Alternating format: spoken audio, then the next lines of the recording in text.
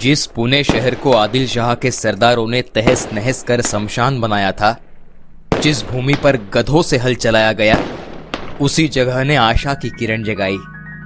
पुणे में आई साहेब जिजाऊ और शिवबा राजे की पालकियों के आगमन से नई उमंग, आशा की किरणों का उदय हुआ। पुणे वासियों ने दोनों का बड़े आदर से, प्यार से स्वागत किया। पुणे में फिर से घर तैयार होने तक झांबरे पाटिल का वाड़ा शिवबा और आई साहेब का वास्तव्य स्थान रहा। यहीं पर शहाजी राजे के पुराने स्वामिनिष्ठ सेवक सरकारकुन दादोजी कोंडदेव से उनकी मुलाकात हुई। इसी दक्ष, अनुभवी, निस्पृह बुजुर्ग दादोजी को पुणे के 36 गांवों की जिम्मेदारी सौंपी गई। उनके कार्य कुशलता से न केवल पुणे परगना बल्कि राजे शिवाजी तथा जिजाऊ को लाभ होगा, यही अपेक्षा शहाजी राजे को उनसे थी। बेहाल पुणे में कई मंदिर मूर्ति विहीन भग्नावस्था में बस मिट्टी के ढेर हो चुके थे। पुणे के मशहूर कस्बा गणपति मंदिर से शुरुआत कर जिजाऊ आई साहेब ने मंदिरों का जीर्णोद्धार किया। अब पुणे का कारोबार शिवाजी राजे की निगरानी में शुरू हुआ। पुणे के कस्बा गणपति मंदिर के पास ही एक भव्य प्रासाद तैयार किया गया। यही प्रासाद स्वराज्य की धरोहर का निर्माण करता लाल महल था। शिवबा की शिक्षा आरंभ हुई। शिवबा शीघ्र गति से विद्या आत्मसात कर रहा था। आऊ साहेब के संस्कारों से वह सुसंस्कारित हो रहा था। सुल्तान शाहियों की बर्बरता और अन्याय के खिलाफ प्रतिशोध की भावना धीरे धीरे उद्दीपित हो रही थी। वह मावड़ प्रदेश के दोस्तों के साथ खेलने लगा। आऊ साहेब ने सुनाई रामायण महाभारत की कहानियां उन्हें भी सुनाने लगा।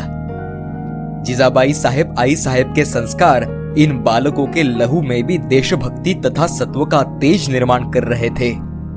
एक ही समय में लाल महल में श्रुति ग्रंथ, पुराण, राजनीति शास्त्र, सुभाषितों में लीन होता शिवबा बाहर कुश्ती, घुड़सवारी, तलवारबाजी, निशानेबाजी, दौड़, छलांग लगाना, मुश्किल पहाड़ों पर चढ़ना, इनमें माहिर हो रहा था।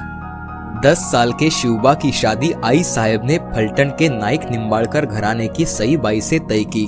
लाल महल को सजाया गया। 16 मई 1640 को शिवबा की शादी सईबाई से हुई। सईबाई अब भोसले घराने की बहुरानी बनी। राजकाज की व्यस्तता के कारण शहाजी राजे बंगलुरु में ही थे। वे अपने पुत्र की शादी में उपस्थित न रह सके, लेकिन उनके शुभाशीर्वाद से ही विवाह संपन्न हुआ। आदिल शाही में शहाजी राजे का नाम फिर से मशहूर होने लगा। रणदुल्ला खान शहाजी राजे पर इतना खुश था कि उसने राजे को पूरा बंगलुरु शहर ही प्रेम पूर्वक भेंट किया। महाराज साहेब ने 4 साल तक पत्नी तथा पुत्र का विरह सहन किया। अपने पुत्र की दर्शन लालसा में उन्होंने पंत को आज्ञा देकर चिरंजीव शिवबा तथा सकल सौभाग्यवती रानी साहेब जिजाऊ को कर्नाटक के बंगलुरु में खुद लेकर आने का फरमान दिया। पिता से मिलन की लालसा से ही शिवाजी राजे तथा माँ साहेब जिजाऊ लाल महल से रुखसत हुए और वह मंगल क्षण आ ही गया। करीब 4 साल बाद पिता पुत्र की भेंट हुई। बंगलुरु स्थित ज्येष्ठ बंधु संभाजी राजे, विमाता तुकाबाई रानी साहेब और उनके पुत्र एकोजी राजे की शिवबा ने भेंट ली। सभी के लिए वे बहुत ही लाजमी पल थे। शिवबा के शादी में अनुपस्थिति को दूर करने के लिए शहाजी राजे ने बंगलुरु में मोहिते घराने की कन्या सोयराबाई से उनकी फिर एक शादी करा दी। शहाजी राजे शिवबा को मोहम्मद आदिल शाह के दरबार ले जाने की मंशा से विजापुर आ पहुंचे। आदिल शाही दरबार की भव्यता तथा दिव्यता शिवबा ने देखी, पर स्वराज्य विहीन इस भव्य दिव्यता को नजरअंदाज कर संघर्ष से स्वराज्य निर्माण का विचार शिवबा के मन में और ही प्रबल हुआ। इसी सोच में डूबे शिवबा ने शहंशाह जिले सुबहानी परवरदिगार अली जहां हजरत मोहम्मद आदिल शाह बादशाह को मुजरा करना भी ठुकराया।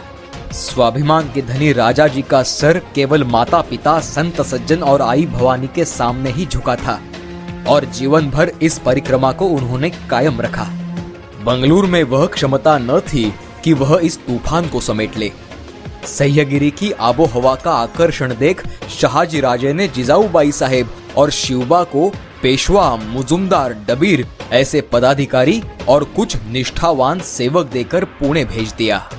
पुणे वापस आया शिवबा अलग था। स्वराज्य का दृढ़ निश्चय और सुल्तानों के अत्याचारों का बदला लेने की ठान कर वह लाल महल में प्रवेश कर रहा था।